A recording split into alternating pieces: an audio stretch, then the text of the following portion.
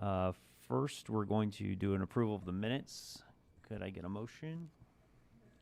Thank you, Betty. A second by Linda. Any corrections or additions? All those in favor of the minutes, please state aye. Aye. Opposed? Okay, motion carries. First, we have our PCAPS monthly report. Becky.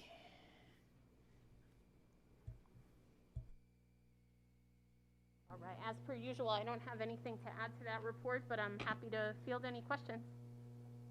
Okay, does anybody have any questions for Becky? No? Okay, thank you. We'll see you in just a little bit. Next, we have the workforce report. Thank you, Mr. Chairman. So that's on page 8 of the printed packet, and actually 8 of the PDF as well on your iPads. As per usual, this is going to show activity for through the end of September, and it makes a comparison from this year to the same period last year. The top third deals with applications and new hires. The middle third with the demographics of our current workforce, and the bottom third talks about separations. Happy to answer any questions. Any questions? Okay, we'll go right into the liability and the workman's comp report. That would be on the next page in your packet. The top half of the page is liabilities. The bottom half is workman's compensation. You can see that in terms of liability, we've had 6 claims year to date, but all of those have been resolved. But we do have a handful of remaining liability claims from prior years still active, and the claim dollars associated with those in terms of what the reserves are and what we've paid year to date.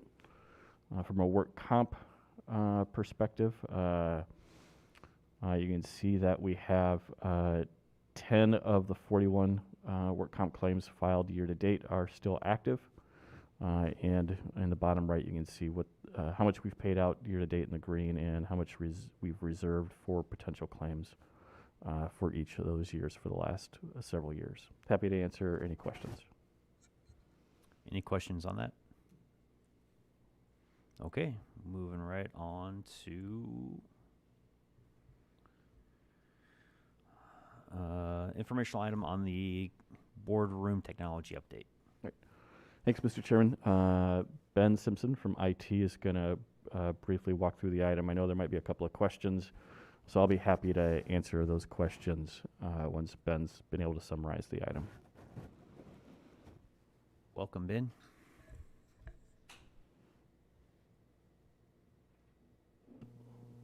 Hello? Yep. You guys hear me? So obviously, as you can tell, staring around here, we have some really old equipment in this room. So this item is to modernize this room. A couple cameras, a couple TV screens.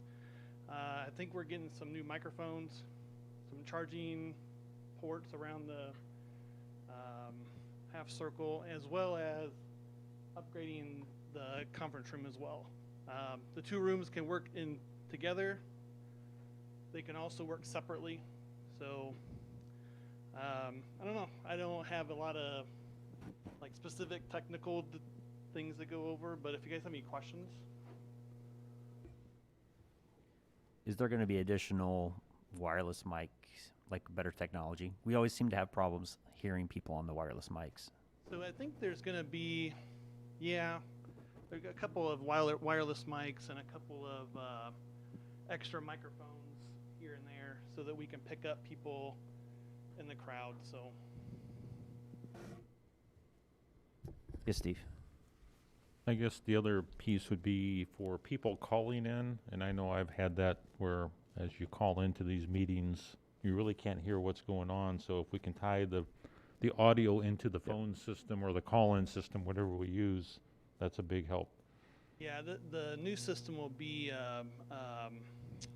like a Zoom or a Teams or WebEx centric. So you can have people call into the meeting. They would be a part of. They would hear everything that we would hear through the over the room PA, as well as hearing what they're having to say as well. Yeah. Okay, thank you.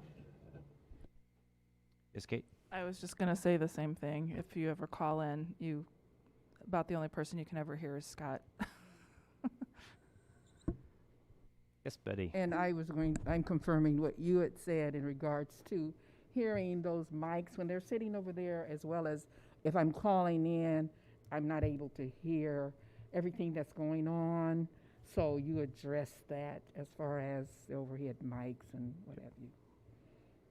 Part of this upgrade will be a more modern video piece to this as well. So we won't have Gretchen moving a camera around the back of folks' head. There'll be cameras mounted in the front and the back that will kick on when a microphone bank is kicked on. So it will always catch who's talking, at least in a general direction. So these folks on this side will hear it. There'll be a camera on that side. It'll automatically switch to that. So it was, as we're presenting this to the public and streaming online, it'll be a little bit more modern presentation. So I like that idea because I know people like Linda who like to hide in the back row and not be seen will be on camera, so we'll see her smiley face and along with her wonderful comments. It's true. Can we get her a head mic? No? Okay. Steve, did you have another question about? Yeah, my other question. You're a mind reader, aren't you? Yeah. That's good. Question about the vendor we selected and I guess typically we pick the lowest cost that meets the specifications and the bid spec. So I'd like to have a little bit of a Sure. background why we didn't pick the lowest. So I'll walk through the process that we use to either accept or eliminate bids within within the responses that received. First would be Pearl Technologies. They were automatically disqualified by purchasing upon initial review of their bid package for failure to submit all the required documentation and execute all of the required forms. That's a hard and fast rule in the ordinance, and the State Attorney's Office has opined on multiple occasions. If all the I's aren't dotted and all the T's aren't crossed, then it automatically is disqualified, and that is the case here. Intech Innovations did submit a properly formatted bid, so we were able to evaluate it. However, they did not submit a base bid. They submitted an alternative bid. Additionally, they requested an exemption from the purchasing ordinance requirements for a Bureau of Apprenticeship and Training certificate. So they did not have one of those. They've not yet secured one of those. And that really left Thompson Electronics as the only respondent that actually submitted a base bid, which is what we asked them, vendors, to do, and is also fully compliant with all the other bid requirements.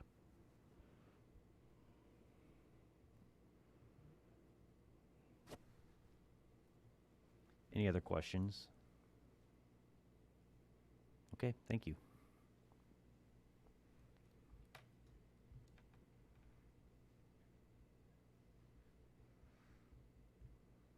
Scrolling back. Okay, our first resolution is the excess health insurance. Can I get a motion, please? Thank you, Junior. Second. Thank you, Kate. Shauna? All right. So, am I on? Yeah, okay. This is a resolution that we bring forward to you every fall. We work with our third-party administrator for our health claims. They, as you know, we are self-insured within the Employee Health Fund, but we also carry excess insurance or stop-loss insurance. So what that does is that limits our exposure on every claim that gets filed through the Employee Health Fund. So that stop-loss limit or deductible is $175,000 for our excess insurance currently. What we do is we currently pay the first $175,000 of every claim, and then we have a corridor deductible that's about it's $150,000. And then once that corridor deductible is eaten away, then the excess carrier gives us reimbursement for anything above that $175,000 limit for both medical claims and our RX claims. So we go out for a renewal for this excess insurance coverage every fall for our new policy effective 1/1 of 22. Our current carrier was the most competitive. They came in. We currently are paying $755,000. And so the renewal rate for us to remain at that same level, our premium would go up about $106,000 to $861,000. In working with our broker, what we determined was that we have an option to raise our corridor deductible from the $150,000 to $275,000. And by doing that, our premium would be reduced to $736,000. So it's $125,000 increase in our corridor deductible. However, we're going to pay, if we leave our corridor deductible at the same rate, we're going to pay that $106,000 and then some in premium up front. So what we're recommending is, because the net, unless we have a super, super good claims year, the net increase to the fund by the end of the year will be zero. We are recommending that we, instead of paying that amount up front in premium, that we raise our corridor aggregating deductible to $275,000, which will put us in at that cheaper premium rate. And so basically what that means is that instead of paying that additional increase up front on January 2nd as premium, we would pay that as the claims come in, which will allow us to keep some of that money in the fund balance and invested for a little bit longer than what we would staying at the lower corridor. So I know that's it's a change, so if there's any questions, I'm happy to try to explain them. Any questions for Shauna on this? Nope. Okay. Okay, thank you. All those in favor of this resolution, please state aye. Aye. Opposed? Okay, thank you. And our last resolution is a change in the ordinance for PCAPs on fees and something else. Let me look here. And redemption fees. So adoption fees and redemption fees. Can I get a motion, please? Thank you, Betty. Could I get a second? Thank you, Linda. Okay, Becky. All right, so what you have before you is a change to the ordinance that allows us two operational changes. One is to be able to reduce redemption fees for pet owners who will qualify by an application process. As you know, we've done this in 2021 with grant monies. And what we'd like to do moving forward into 2022 is, even if we don't have those grant monies coming in, to be able to offer this. The 2021 being a test pilot year, in the first 6 months of the program, we were able to get home 140 animals through this program. And so we consider that wildly successful, and are happy that animals are going out of the shelter. In addition, this was already included in the 2022 budget that has already been approved by the board. And then the other portion of this is to increase our adoption fees to be more consistent with what other local shelters are doing. So I've done the research of shelters in Peoria County, and most of them are almost double what our adoption fees are. Our fees have not sustained any changes since 2010, and so it is time for a change. What we have changed operationally is the amount of services that we actually put into the animals. So back in 2010, when these fees were established, we weren't doing the entire vaccines history we're not giving them as many vaccines as we are today. We've added flea treatments, heartworm tests, feline leukemia and FIV tests all to the cats, and have not changed the adoption fees to increase those services to match what we're spending. And again, this was also included in the 2022 budget that's been approved. Happy to answer any questions you may have about those two changes.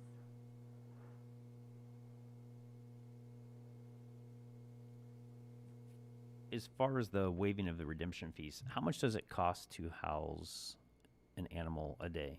About You know, we haven't had a fee study for that, and it really is case by case, because if the animal comes in with medical needs, then we have a much higher housing right from the get-go, because we have to vet them and treat them for anything medically that's going wrong.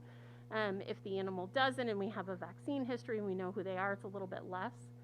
But we haven't had a fee study to really hammer out a number.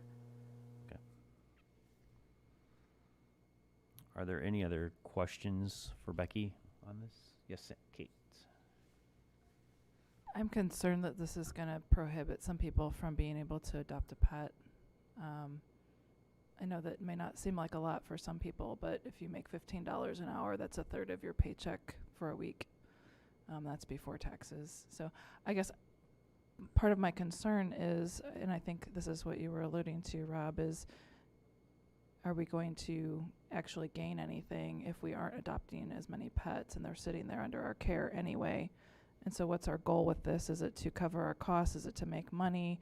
Or should we ultimately think about, trying to adopt as many pets as possible? I was looking at some comparables also, and it looks like TAPS has some sort of, their adoption fees are based on the age of the animal. So puppies are more, older animals are significantly less. I was also looking at Chicago.gov, and it looks like their fee is $65 for dogs. So I guess that makes me question whether or not $200 is really a good amount for. I understand that includes all of the care. I just want to think about, especially because I think that financially PCAPS does do well, to think about whether or not really that's the right decision. I guess I would like more information before voting on this. Yes, so if I could please clarify the adoption fees. The ordinance just quotes the highest fee. So the change would actually, several of the fees in the fee structure would stay the same. So the last thing we want to do as well, and thank you, Kate, is adopt fewer animals because of the fee increase. What we want to do is increase the fees for the animals that are highly adoptable. So for cats and kittens, the cat fee would stay the same at $75, and the kitten fee would be raised to $100. On the dogs, adult large breed dogs would stay the same at $100, and small dogs and puppies would increase to $200.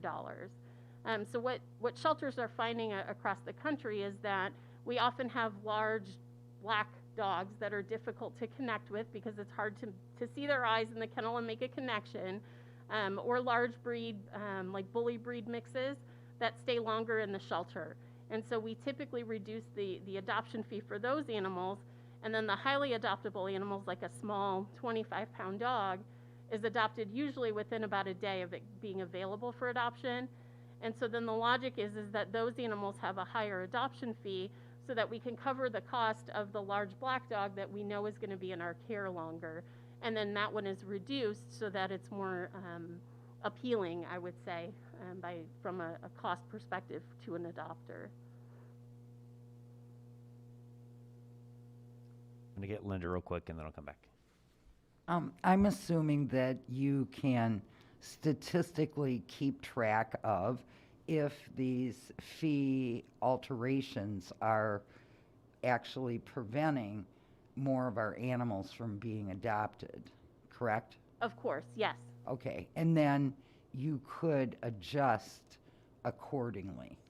Yes, absolutely. Okay, all right. Then I'm satisfied that if we haven't raised this in 11 years, that this is what we should be doing, and that you will statistically keep track of this and make adjustments so we don't end up with 2,000 unadopted animals. Of course, yes. And the board has also, through some ordinance changes, allowed us to host fee-waived adoption events. So most often you'll see this in the summer when our cat population has increased. We'll host like fee-waived adoptions or reduced fee adoption events, things of that nature. And so we use that in conjunction with this to help when the population numbers are going up as well. And I had asked about that. Was that part of this existing ordinance that the board had allowed you to do reduced adoptions. That's just a, My predecessor had brought that before committee and was approved by the board several years ago, the ability to have those fee waived events so many times a year. okay. So it would have been a separate action of the board other than the ordinance, Mr. Chairman. Oh, okay. Okay, Kate? Maybe it's the wording that I'm having a problem with, because if it says the adoption fee shall be $200 and for a dog and shall be $100 for a cat, it doesn't sound like there's any ability to vary from those. So I think maybe we need to change the wording to up to, and that would also give you the ability to decrease those fees. The other thing that I would like to consider is, what if we had some sort of, suggested donation, and that could also spur some people to, pay what they can. Maybe some people can afford 50, but other people may decide to donate 500 because they care about animals and PCAPs. So I'm not ready to vote on this as is, personally. So I feel like we either need to change the wording or rethink what the fee structure is. I don't think I could support an open-ended pay what you can. I think that there's too much ambiguity in that. Sure. I think we have to have some kind of fee structure. I would be okay with an up to. Again, I don't know how that would play out in the office as far as one person coming in one day and getting one rate and somebody coming in the next day and getting another rate. So I'm not sure how that structure would play out.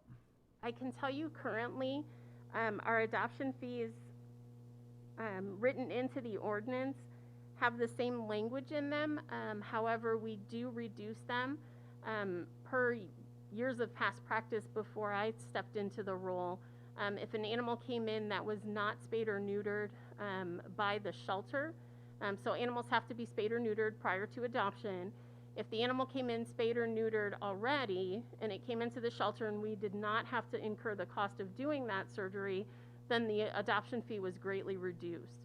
So currently we do have cats that are only $10 to adopt and dogs that are only $25, and that's under the current verbiage in the ordinance. That doesn't spell out those lower reduced fees. So we do have some opportunity there.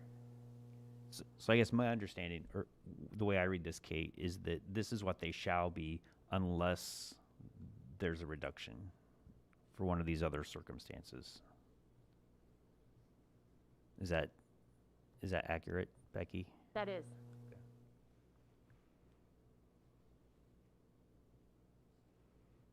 Steve? I guess my only thing, and I follow what Kate has commented, the agenda briefing wording doesn't align with what the actual wording in the or in the document. So in the agenda briefing, we talk about the two categories for dogs and cats each, and then in the final wording, it's only talking about the high-end category. Okay. I don't know if we can clean that up or how you want to.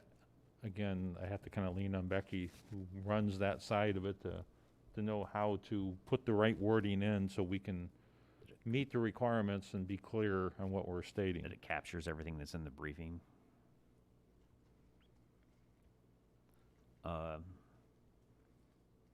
Kate, would that just a clearer resolution help?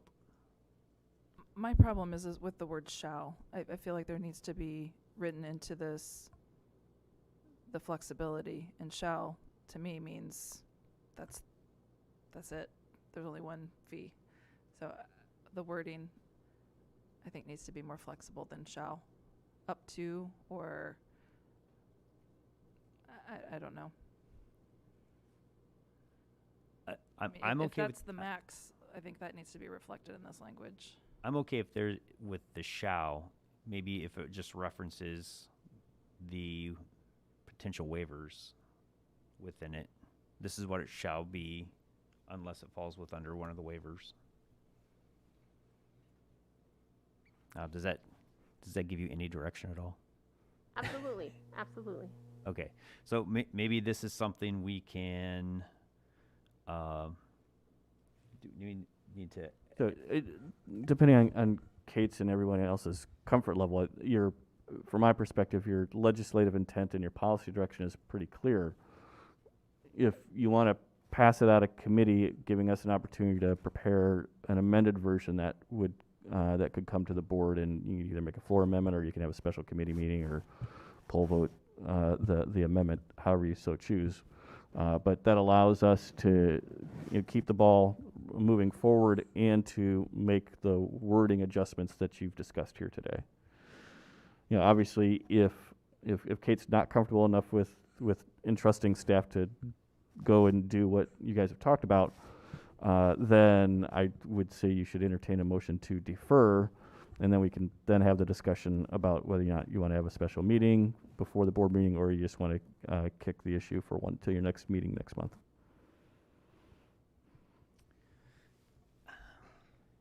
I'm more inclined to defer and then do a poll vote prior to the meeting of a new one. To me, amended ones always seem convoluted on the floor.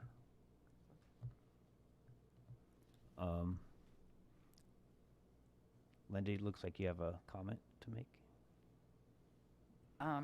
I'm perfectly fine proceeding as Mr. Sorrell suggests, because clearly this is the same language that's been there for years, and the execution of the language is the intent that we have for the charges. So I'm not uncomfortable with this. As written? Right, or if you want to rewrite it, I'm not uncomfortable having the staff rewrite the words so that it states perhaps a little better what our intent is. But I think Becky is describing what she's doing, and I think no one is in disagreement with the execution of this. Correct.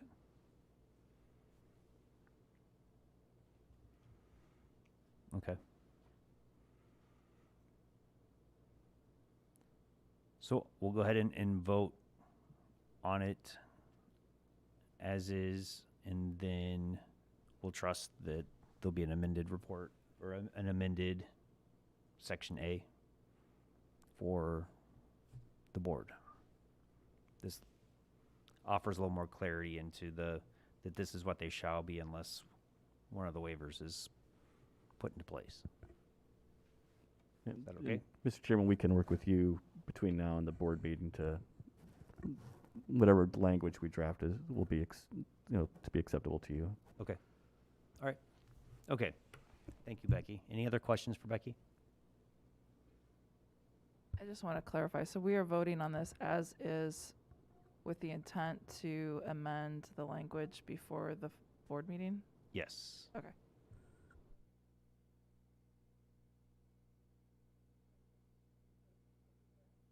No.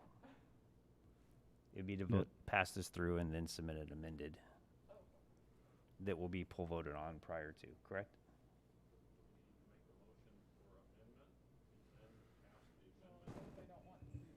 I don't think we can vote on the amendment because we don't know what that is yet. Yes, so this.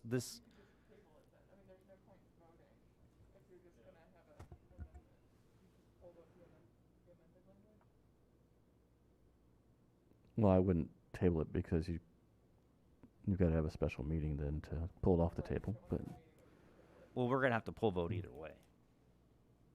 correct. We would have to poll vote either we table this and poll vote it prior to, or we have to poll vote it amended. So either way, we got a poll vote. I don't think we need a special meeting on this.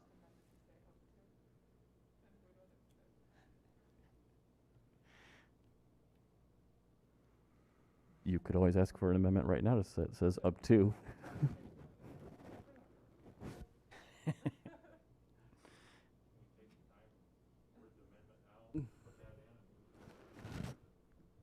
I mean, Staff understands your legislative intent. It's just figuring out the correct words to achieve that legislative intent.